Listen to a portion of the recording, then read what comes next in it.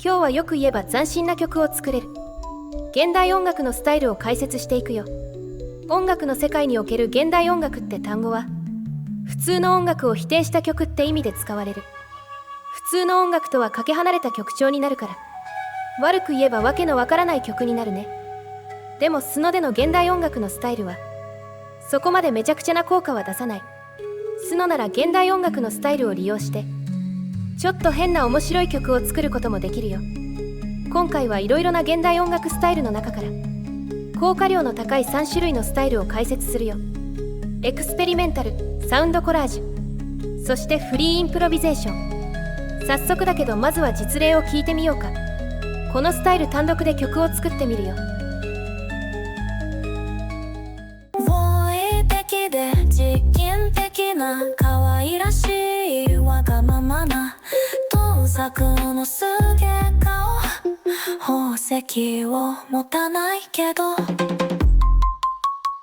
マイウェイ的で実験的な可愛らしいわがままな This is この素顔、宝石を持たないけどマイウェイ的で実験的な可愛らしいわがままな盗賊の素顔、宝石を持たないけど前衛的で中堅的な可愛らしいわがままな盗賊の素顔、宝石を持たないけど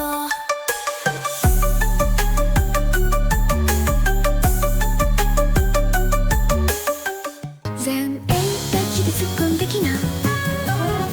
可愛らしいわがままな盗賊の素顔、宝石を持たないけど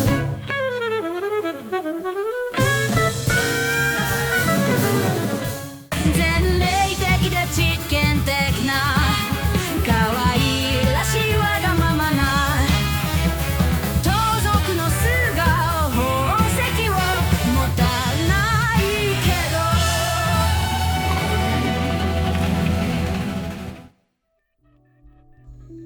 現代音楽スタイルが作る奇妙な音楽、まずはその実例を聞いてもらったよ。エクスペリメンタルは音程を不安定にさせる。特に歌声が影響を受けやすいかな。エクスペリメンタルは楽器音を追加しにくい。他のスタイルと混ぜても曲調を変えにくいよ。楽器音を足さないっていう特性上、静かなスローテンポになりやすくなるね。サウンドコラージュも音程を不安定にさせる。こっちの効果は曲調を大きく変えるよ。サウンドコラージュは録音した音を切り張りして音楽を作るってジャンルなんだ。この手法は後にテクノ系音楽で多用された。だからサウンドコラージュはテクノ要素も強い。具体的には電子音が多用されたり、ダンスミュージックに近いリズムになるよ。でもテクノ系スタイルよりは古い音になる。生音に近寄ったりローファイになったりするよ。フリーインプロビゼーションは自由な即興演奏。曲調を無視して自由に演奏を始める。リズムを無視するからすごい変拍子になるし、曲中でテンポもどんどん変わっていくよ。フリーインプロビゼーションはジャズで多用された。だからジャズ要素がかなり強めに出るね。それとフリーインプロビゼーションは小文字推奨。頭文字大文字だとかなり効果が落ちるよ。さて、それじゃ次は現代音楽のスタイルと他のスタイルを混ぜた時の効果を聞いてみよう。混ぜるスタイルはチップチューン、アンビエント、ハードコアパンクだよ。前衛的で実験的な可愛らしいわがままな盗賊の素顔で宝石を持たないけど前衛的で実験的な可愛らしいわがままな盗賊の素顔で宝石を持たないけど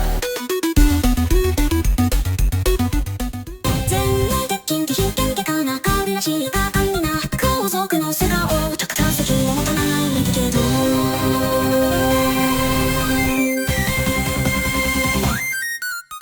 前衛的で実験的な可愛らしいわがままな盗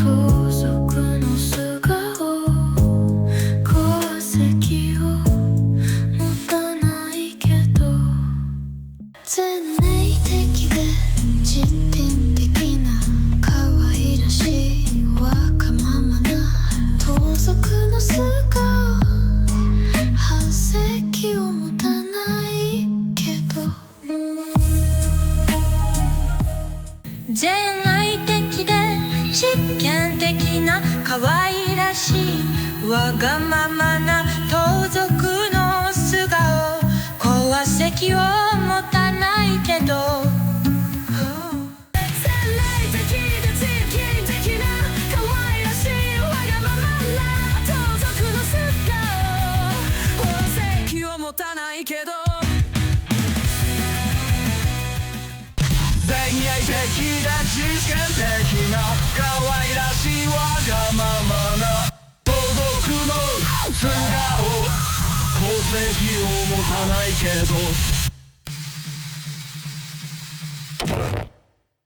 生命的で実験的な可愛らしいわがままな盗賊の素顔功績を持たないけど